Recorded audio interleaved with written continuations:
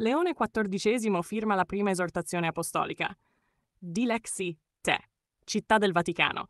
Nella mattina di sabato 4 ottobre 2025, giorno in cui la Chiesa celebra San Francesco d'Assisi, Papa Leone XIV ha apposto la sua firma sull'esortazione apostolica intitolata Dilexi Te, Ti ho amato, atto che segna il primo documento magisteriale del suo pontificato. La firma è avvenuta nella biblioteca privata del Palazzo Apostolico alle 8:30 alla presenza dell'arcivescovo Edgar Peña Parra, sostituto per gli affari generali della Segreteria di Stato, come reso noto dalla Sala Stampa Vaticana. Il titolo scelto, Dilexi Te, e la natura stessa del testo sono stati presentati come un richiamo esplicito alla continuità con il magistero precedente. L'esortazione rievoca infatti la quarta e ultima enciclica di Papa Francesco, Dilexit Nos, 24 ottobre 2024. E, secondo quanto riferito, il documento riprende un lavoro avviato già nel corso dell'ultimo pontificato. La Santa Sede ha annunciato che il testo sarà reso pubblico e illustrato ufficialmente nella Sala Stampa Vaticana giovedì 9 ottobre alle 11:30. Secondo le note ufficiali diffuse oggi, la cornice tematica dell'esortazione è chiaramente pastorale e sociale. Al centro del documento c'è l'amore verso i poveri, inteso non solo come richiamo caritativo, ma come categoria critica che intreccia questioni economiche, conflitti e ambiente. Alla conferenza stampa di presentazione, la Santa Sede ha comunicato che interverranno i cardinali Michael Czerny, prefetto del Dicastero per il Servizio dello Sviluppo Umano Integrale, e Konrad Krajewski, elemosiniere pontificio. Con loro prenderanno la parola fra Frédéric-Marie Lemehouté, provinciale dei Frati Minori di Francia-Belgio in collegamento, e Suor Clémence, piccola sorella di Gesù della Fraternità delle Tre Fontane. È lo stesso apparato delle strutture vaticane per il servizio alla povertà a comparire dunque in primo piano nella presentazione del testo.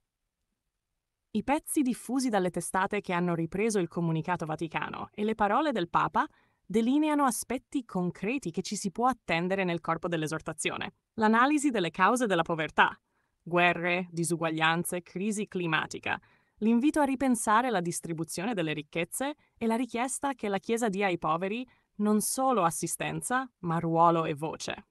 In più articoli si sottolinea che questo impianto riprende temi ricorrenti nel pontificato di Leone XIV, dalle visite e gesti pubblici ai poveri fino alle parole rivolte ai governanti, e lascia intendere un testo che intende collegare esegesi evangelica e indicazioni pratiche per la pastorale e l'azione sociale. Nelle scorse settimane il Papa aveva già pronunciato passaggi e formule che ora vengono richiamati a commento dell'esortazione. Nell'udienza giubilare in piazza San Pietro Leone XIV ha affermato che sperare è scegliere, insistendo sulla responsabilità personale e collettiva di orientare le scelte verso la giustizia. Ha denunciato l'accidia come forma di inattività spirituale e sociale e ha evocato la necessità di una diversa distribuzione delle ricchezze. Ancora, il Papa ha sottolineato che il Vangelo preso sul serio può apparire una rivoluzione e che questa rivoluzione sembra attrarre i giovani. Nel suo discorso ha citato la figura di Chiara d'Assisi come esempio di una vocazione che sfida consuetudini e preferenze sociali. Queste parole danno il tono retorico-politico che probabilmente accompagnerà anche le sezioni più operative dell'esortazione. La scelta del 4 ottobre per la firma non è neutra. La coincidenza con la memoria liturgica di San Francesco sottolinea la centralità della povertà evangelica nell'orizzonte programmatico del nuovo pontificato. Nei mesi passati, il Papa aveva tenuto gesti simbolici che ora vengono letti come prefigurazioni del documento. Tra questi, pranzi con i poveri e l'inaugurazione di iniziative come il cosiddetto Borgo Laudato Si', che hanno contribuito a segnare la linea pastorale del primo anno di pontificato. Le cronache vaticane e i reportage italiani evidenziano come la scelta lessicale e tematica del nuovo documento sia pensata per rinsaldare questa continuità e darne una forma dottrinale e pastorale organica. Dal punto di vista procedurale, la pubblicazione di un'esortazione apostolica, documento papale che non ha il rango di enciclica, ma possiede valore formativo e pastorale rilevante, assumerà ora la forma della diffusione integrale del testo e di un incontro pubblico con i responsabili dei dicasteri che si occupano di sviluppo umano e carità.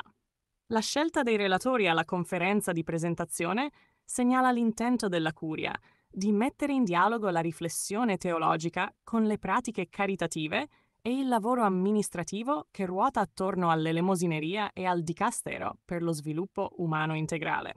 A livello politico e mediatico, le prime note apparse sulle agenzie e sui quotidiani connotano l'evento come una tappa cruciale per il profilo pubblico del Papa.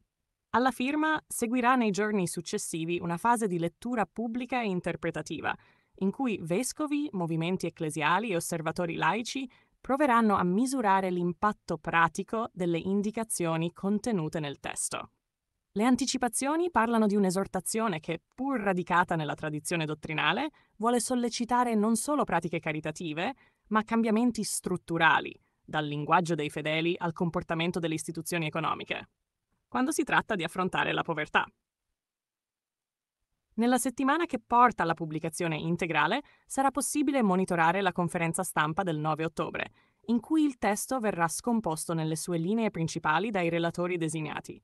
Contestualmente emergeranno i passaggi più qualificanti dell'esortazione, le citazioni bibliche di riferimento, la struttura in capitoli, dottrina, verità spirituale, indicazioni pastorali, proposte operative e gli eventuali richiami a politiche pubbliche.